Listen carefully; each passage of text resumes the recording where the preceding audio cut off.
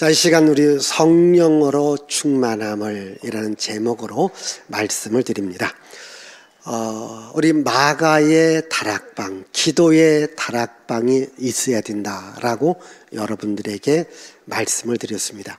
이 기도의 다락방이 뭘까요? 주님을 만나는 장소입니다. 여러분들이 하루의 삶을 살아갈 때 먼저 주님과 만남으로 시작하는 것 중요하죠.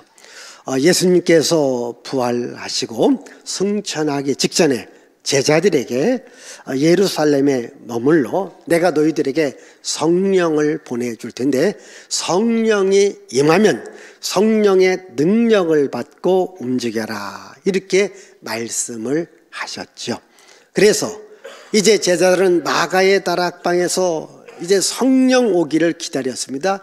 10일 만에 성령이 오신 겁니다. 오늘 1절 말씀해 보니까 오순절 날에, 여러분 혹시 오순이라고 하는 뜻이 뭔지 아십니까? 그럼 혹시 육순잔치, 팔순잔치, 팔순이 뭐예요?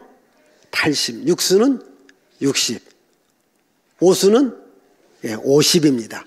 그리고 오순절이라는 말은 50일째 뒤는 날이란 말입니다. 자, 예수님께서 십자가에 죽으셔서요, 부활하셨어요. 부활하신 후 40일 동안 세상에 계셨습니다. 그리고 40일 만에 하늘나라로 올라가셔서 11일째에 다시 오신 겁니다. 그리고 합치면 50일째 되는 날입니다. 그러니까 50일째 되는 날에 성령으로 다시 세상에 오신 겁니다. 그래서 지금 우리 하나님은 성령으로 우리와 함께 하신다. 아멘. 성령으로 우리와 함께 하시는 하나님. 그래서 우리는 뭡니까? 성령의 충만함을 받으셔야 됩니다. 자, 오늘 말씀 4절을 읽습니다. 4절입니다. 그들이 다 성령의 충만함을 받고 성령이 말하게 하심을 따라 다른 언어들로 말하기를 시작하니라. 자, 이들이 다 성령의 충만함을 받았다, 이렇게 말합니다.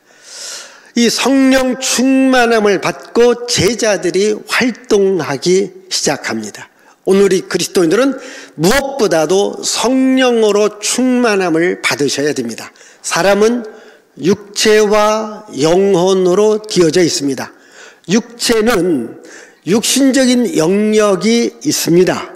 또 영은 영적인 영역이 있습니다. 우리가 생활하고 직장하고 직장 다니고 또 먹고 놀고 즐기고 공부하고 이 모든 것들은 다 뭐냐?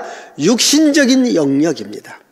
그런데 오늘 여러분들이 교회 생활하는 것, 기도 생활하는 것, 예배 생활하는 것, 이게 다 영적인 영역입니다. 그럼 영적인 영역은 우리가 성령으로 충만함을 받으셔야 돼요. 우리가 성령 충만하지 않으면 악한 영이 우리를 지배해요. 이 악한 영은 우리 인생을 더럽게 만들고 악하게 만들고 인생을 죽게 만드는 것이 바로 악한 영의 역사입니다. 그러나 이 성령의 역사는 우리들에게 생명을 주고 살리는 역사입니다. 우리 교단 가운데에 서울에서 목회하시다가 이제 화성으로 교회를 옮긴 분의 그 간증의 이야기인데, 여러분 이 화성 하면은 아마 15년, 20년 전 아주 그 유명한 사건이 있었죠. 무슨 사건이죠? 연쇄살인 사건이에요. 그러니까 거기에는 죽음의 영이 있다라는 거예요.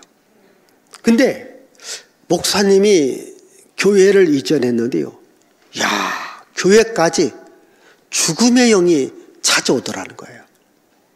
그래서 집사님이 죽겠다는 거예요. 아니 그냥 죽겠다는 말이 아니라 나 죽겠다, 나 죽는다, 이런 거예요. 갑자기 막. 그래서 막 떠내려간다, 뭐 한다. 그래서 그 목사님이 그 집사님하고 얼마나 씨름하고 기도했는지요. 그리고 교인들한테도 우리 하나님의 영이 이 땅에 함께 해달라고 많이 기도했대요. 이제 많이 기도하니까 죽음의 영이 떠나가더라는 거예요. 여러분, 혹시 여러분도 있잖아요. 이렇게 살다 보면 자꾸 누가 죽겠다, 뭐 하겠다. 그럼 뭐냐면요, 그게 죽음의 영이 여러분 집안을 싹 이렇게 넘보고 있는 거예요. 이때 우리는 이 죽음의 영은 어둠의 영이거든요.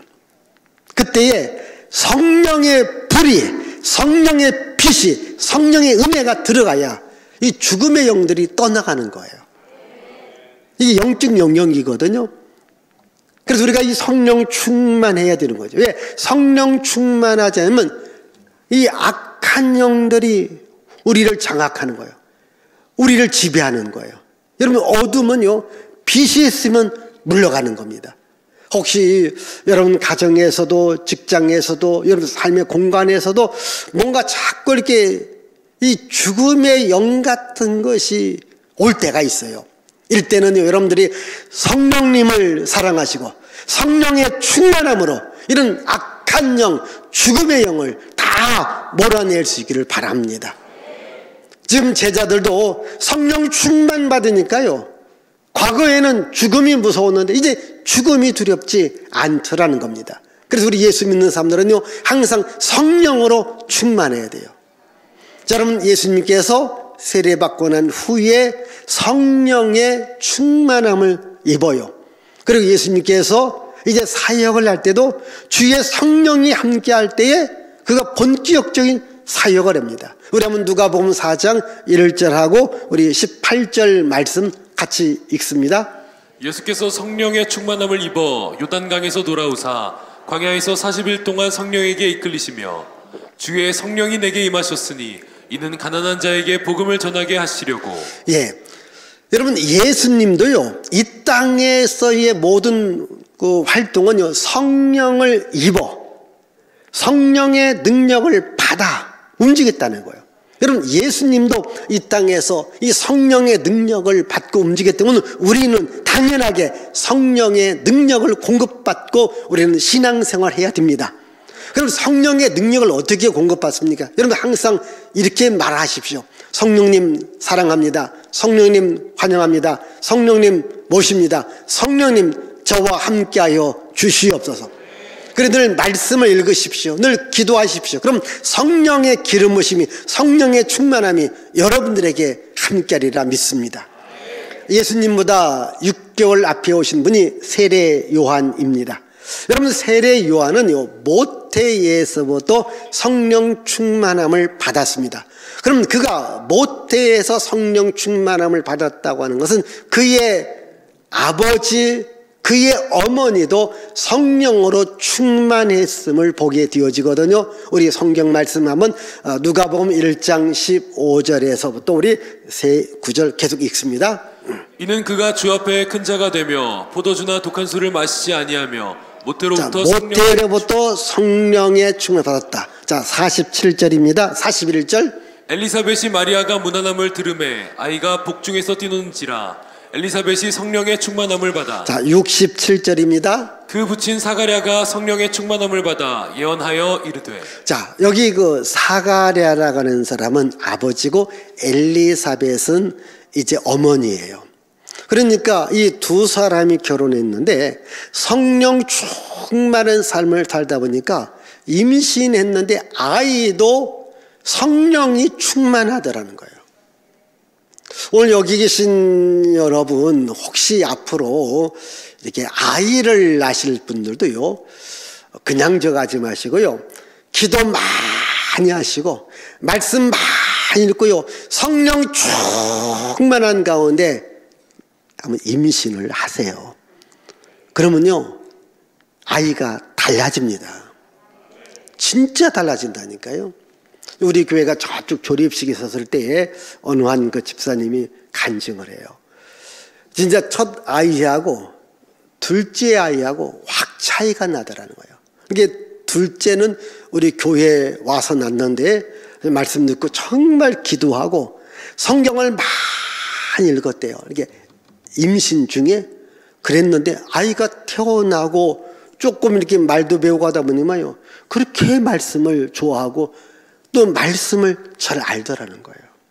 여러분 생각해 보세요. 우리가 이 태교라는 게 있지 않습니까? 예를 드는 거예요. 막 술 먹고 막 남자도 여자도 막 이렇게 하다가요, 애기 나면 그 애기도 이상해요. 아 진짜 이거 이상해요. 막 맨날 막 싸우고 했는데 그런데도 임신은 되었어요. 그 아이 이상합니다. 예. 우리 부모들이 성령 충만해야 자녀도 성령 충만합니다. 이 부모의 신앙생활 중요해요.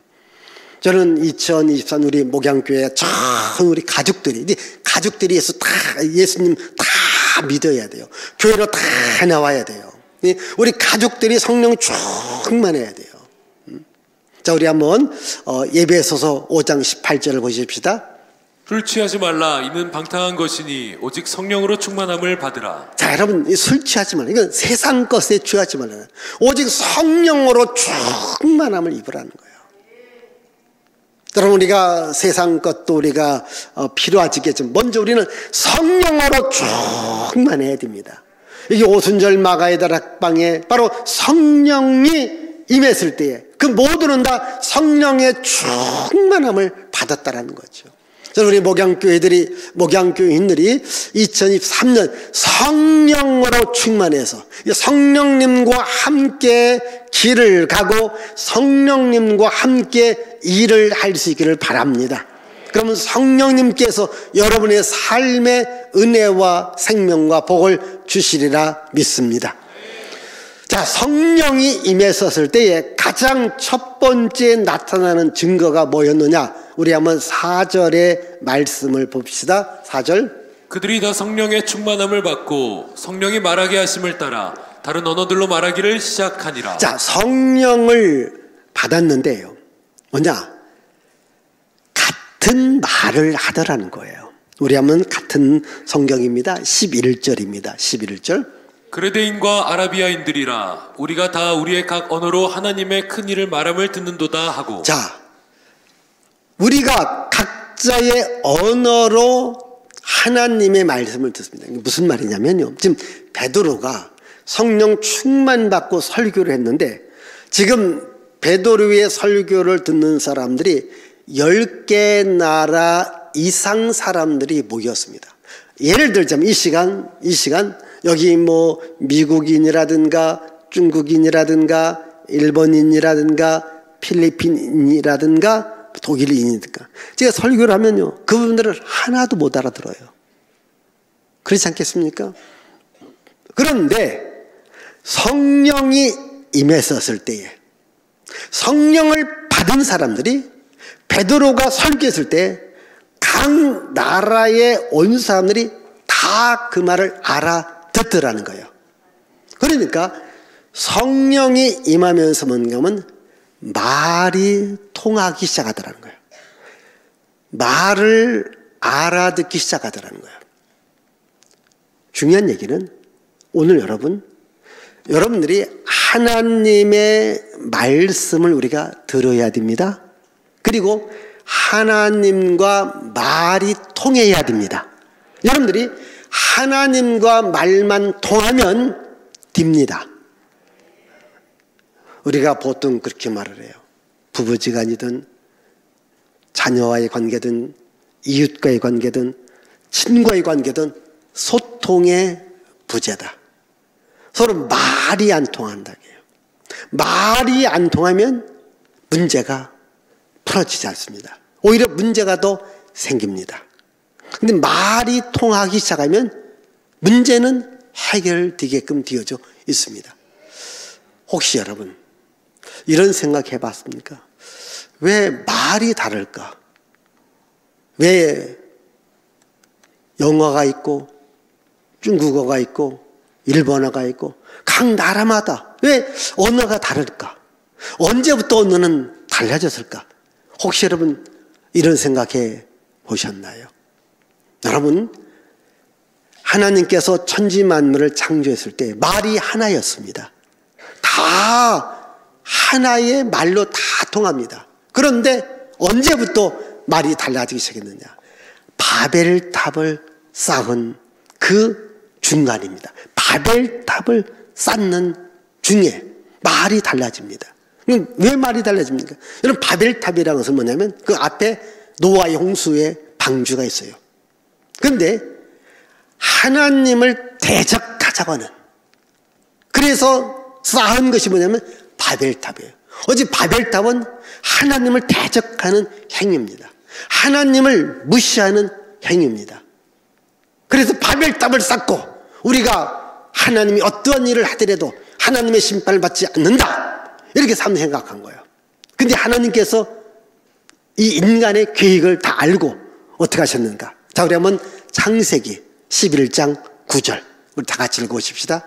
그러므로 그 이름을 바벨이라 하니 이는 여호와께서 거기서 온 땅의 언어를 혼잡하게 하셨음이니라.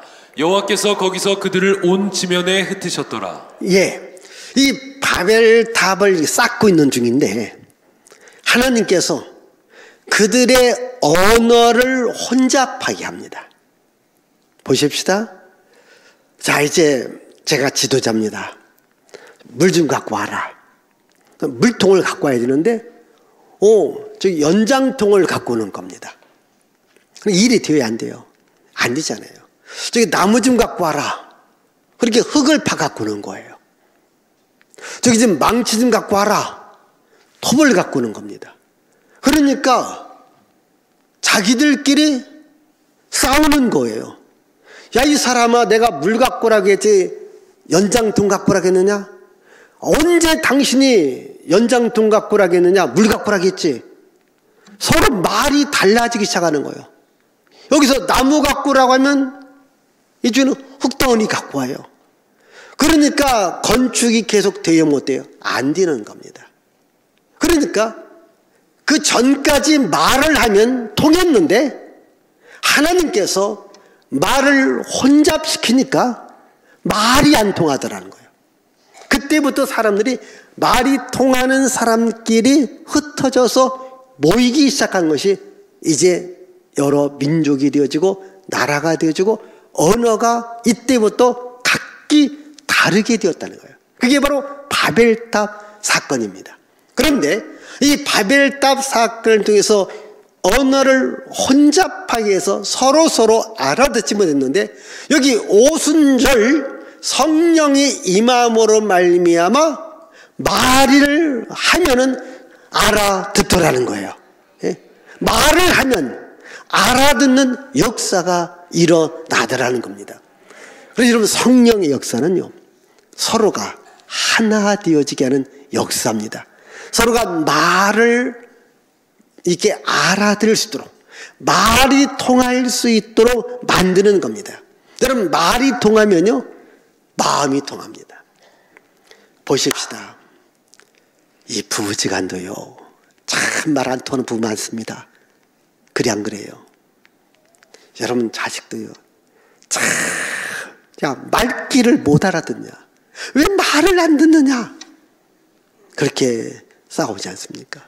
여러분, 친구지간, 직장에서도 도대체 말을 들어먹지 않아서 못 하겠다. 이렇게 보면요, 거의 싸움들이 뭐냐면요, 서로가 말을 안 듣는 거예요. 말귀를 못 알아듣는 거예요. 그게 문제라는 거지요. 그러나 성령이 임하면 말이 통하기 시작하다는 거예요. 말이 알아듣기 시작되어지다는 거예요. 그래서 우리가 성령 받으시면 됩니다. 그래서 그렇게 부부지간에 서로 안 받는다, 뭐 말만 하면 이렇게 되어지는데, 남편도 성령 받아요, 아내도 성령 받아요. 부부가 서로 말이 통하기 시작하는 거예요. 여러분, 그 집안이 무슨 집안이에요? 막 흩어지는 집안, 콩가루 집안이에요. 근데 성령 받으면 무슨 집안이 될까요? 찰떡 집안이 돼요. 진짜예요. 온 가족이 다 성령 받아보세요. 서로 말하면요, 말이 통합니다. 크게 근심 걱정할 것 없어요. 왜? 말이 통하니까. 근데 여러분, 마귀 역사는요, 말을 혼잡스럽게 해요. 그래서 누가 말만 하면 말꼬리 잡고, 말만 하면 원망하고, 말만 하면 불평하고, 말하면 안 듣고 튀겨나가고, 그게 뭡니까? 마귀 역사예요. 그러니까 성령의 역사는요, 하나 되게 합니다. 서로 말이 통하게 됩니다. 여러분, 말만 통하면요, 모든 것이 잘 이루어집니다. 하나님과 인간과의 관계도요, 말만 통하면요, 모든 것이 잘 되어지게끔 되어져 있습니다. 그래서 우리는요, 성령이 기뻐하시는 말, 하나님이 기뻐하는 말을 해야 돼요. 그러면 성령이 기뻐하고 하나님이 기뻐하는 말이 어떤 말이냐? 제가 이것은 여러분들에게 몇 번 강조한 것인데, 다시 한번 시편 109편 우리 17절 18절 말씀 다 같이 읽어요. 시작. 그가 저주하기를 좋아하더니 그것이 자기에게 임하고 축복하기를 기뻐하지 아니하더니 복이 그를 멀리 떠났으며 또 저주하기를 옷 입듯 하더니 저주가 물같이 그의 몸속으로 들어가며 기름같이 그의 뼛속으로 들어갔나이다. 쉽게 말하면요, 축복하기를 싫어하는 거예요. 늘 저주의 말을 하니까요, 저주가 따라온다는 거예요. 그러면 왜 축복의 말을 안 할까요? 성령의 역사가 없기 때문에 그런 거예요. 성령의 역사면 늘 축복의 말을 해요. 긍정의 말을 해요. 좋은 말을 해요. 근데 마귀는요, 늘 저주의 말을 하게 해요. 근데 저주 말하니까 저주가 오더라는 거예요. 그래서 오늘 우리 여러분들은요, 성령이 기뻐하는 말, 그게 어떤 말입니까? 축복의 말을 하라는 거예요. 우리 한번 민수기 6장 22절에서 27절입니다. 여호와께서 모세에게 말씀하여 이르시되 아론과 그의 아들들에게 말하여 이르기를 너희는 이스라엘 자손을 위하여 이렇게 축복하여 이르되 그들은 이같이 내 이름으로 이스라엘 자손에게 축복할지니 내가 그들에게 복을 주리라. 자, 여기 보면 축복하라는 거예요. 그럼 하나님이 복을 주신다는 거예요. 이게 서로 축복하라는 거예요. 그러면 하나님이 복을 주신다는 거예요. 여러분, 저도요, 여러분들에게 설교할 때 이 설교의 내용은요, 전체 내용은 다 축복의 내용이에요. 왜? 그래야 하나님이 복을 주신다는 거예요. 그래서 축복하는 사람도 주고 축복의 말을 받는 사람도 축복받고요. 아멘. 저는 여러분들이 2023년을 갈 때에 성령님과 함께 할 때에 성령님이 기뻐하는 축복의 말을 할 수 있기를 바라요. 여러분들이 말만 잘해도요, 인생이 바뀌어진다니까요.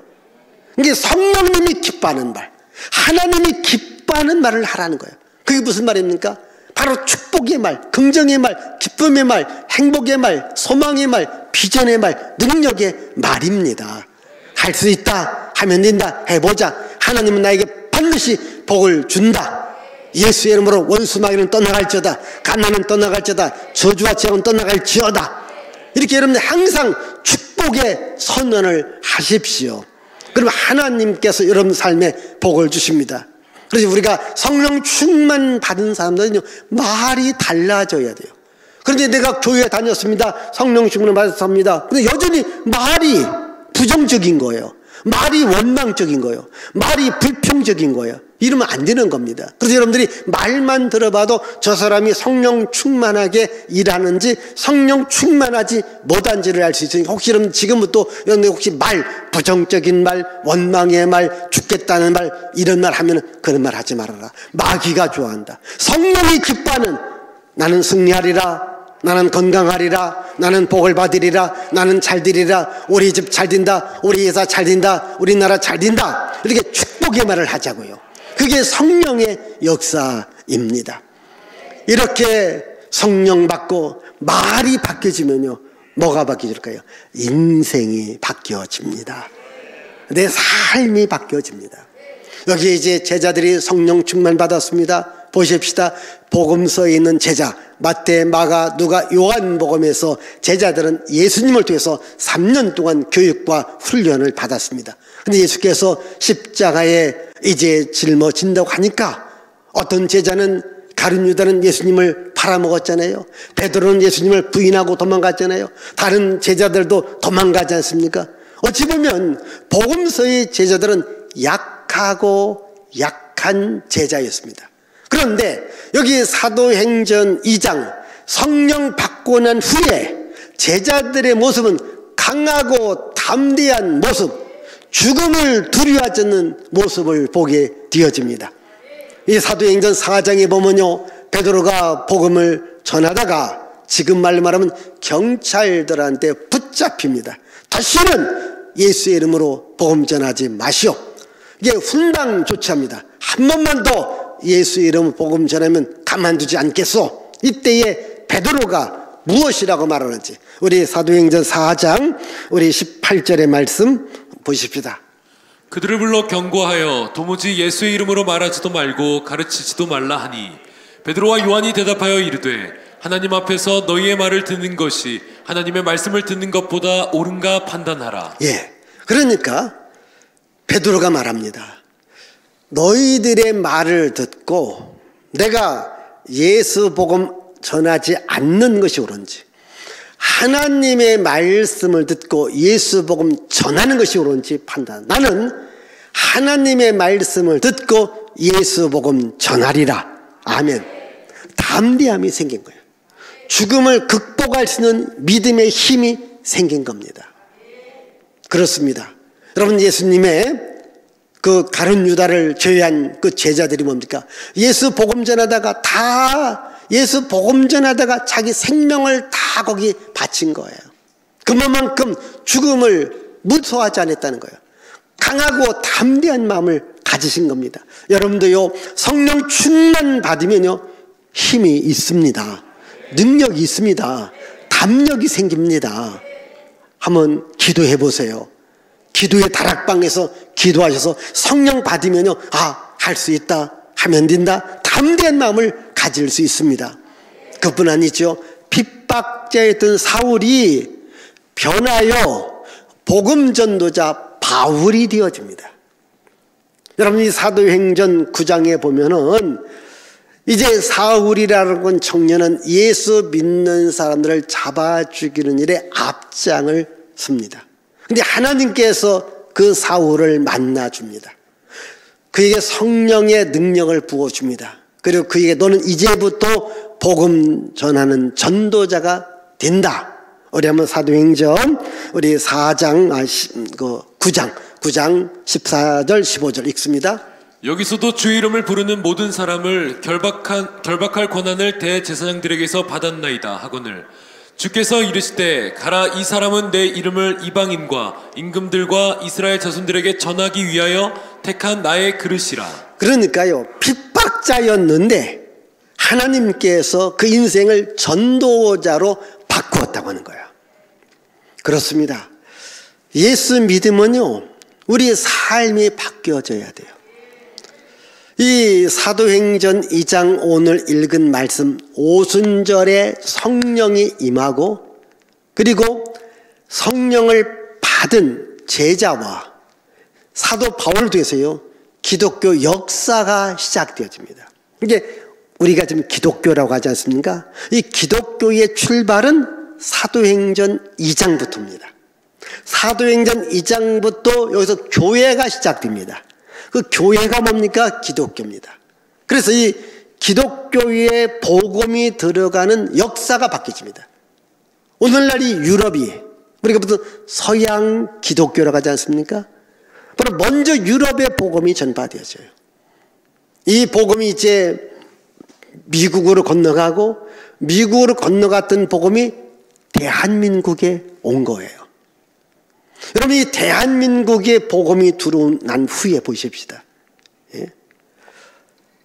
복음이 들어오기 전 우리 대한민국에서 5,000년의 역사하고 지금 복음이 들어온 약 한 150년의 역사, 복음이 들어온 150년의 역사가 복음을 몰랐던 5,000년의 역사보다 더 강하고 부유하고 잘 사는 대한민국이 된 겁니다.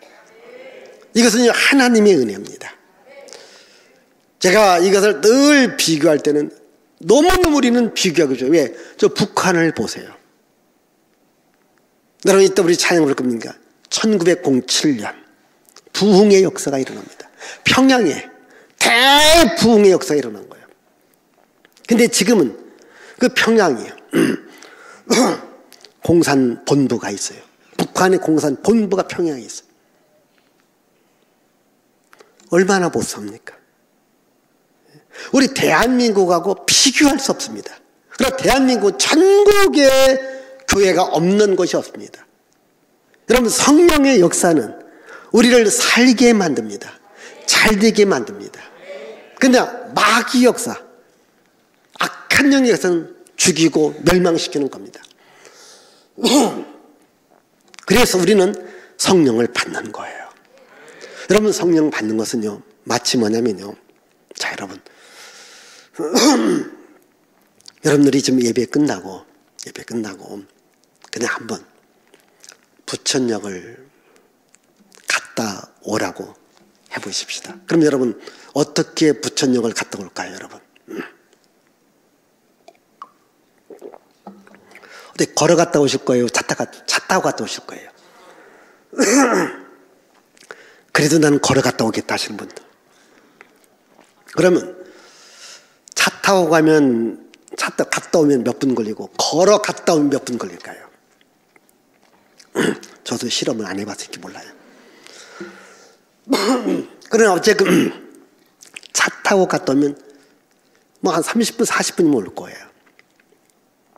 걸어갔다 오면 한 서너 시간 걸릴 거예요. 그러면 또 어떤 게 쉽고 편안할까요? 차 타는 겁니까? 걸어가는 거예요. 차 타는 거잖아요. 마치 여러분, 우리가 신앙생활 할 때 성령 받는 것은 마치 차 타고 가는 것과 같습니다. 성령 받지 않고 신앙생활 해서 마치 걸어 다니는 것과 같습니다. 여러분, 이 교회가 이렇게 큰 교회가 지을 수 있는 것도요, 다 기계의 도움으로 진 겁니다.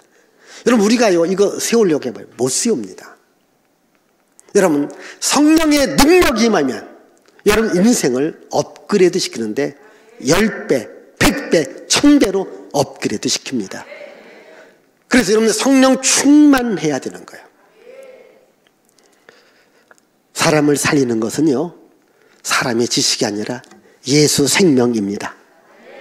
성령의 능력입니다. 오늘 우리 주변에 악한 영, 저주의 영 있습니다. 이걸 다 몰아내는 것은 성령 충만함입니다. 여러분, 성령 충만함으로 여러분들을 장악하는, 혹시 집안에 악한 영, 어둠의 영, 죽음의 영, 성령의 능력으로 다 물리치셔야 돼요. 여러분, 집에 성령 충만해야 돼요. 여러분, 집안 분위기가요, 성령의 충만함이 있어야 돼요. 제가 신방 가보면요, 여러분 집안의 분위기를 알아요. 아, 이 집은 기도하는 집이구나, 말씀 있는 집이구나, 성령이 충만한 집이구나. 어떤 집은 제가 가는데도요, 찬송을 부르는데도요, 등에서 식은땀이 나요. 안 불러지는 거예요. 너무 힘든 거예요. 제가 말합니다. 이제 기도하라고. 왜? 악한 영이 지금 지배하고 있는 거예요. 오늘 혹시 여러분 집에 들어가서 그렇게 말합시다. 이 집은 성령님이 함께하는 집이다. 악한 영, 저주의 영, 질병의 영, 칼날이 다 떠나갈 지어다. 성령님을 사랑합니다. 성령님, 지금부터 우리 집에 오셔서 우리 집을 밝고 맑고 깨끗하고 거룩하고 행복한 집으로 만들어 주시옵소서.